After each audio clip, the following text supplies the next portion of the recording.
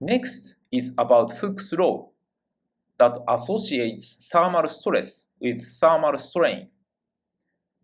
This is an extension of the Hooke's law, which says that stress and strain are proportional to each other, as we have already learned as sigma equals to E epsilon.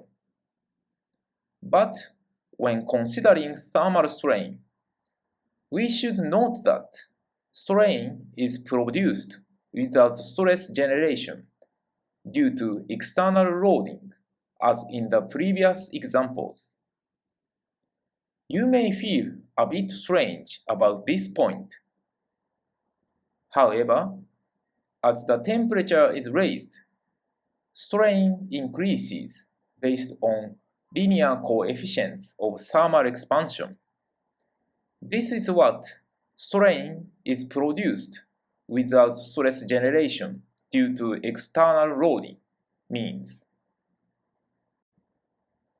Then, we may here redefine the concept of strain. We already have seen the elastic strain generated when a material is deformed by applying a force. The concept is that the strain of a material is defined as the sum of these two strains.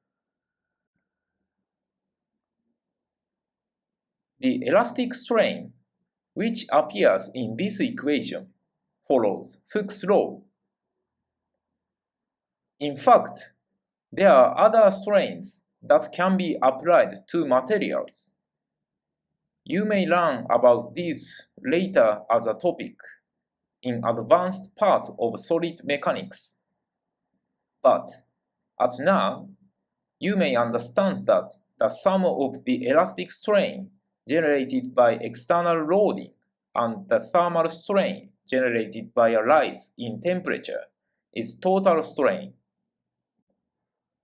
So, again, considering that Hooke's law, sigma equals to E epsilon, where previously epsilon was elastic strain, we are going to transform this equation by rewriting and substituting the definition of elastic strain introduced here.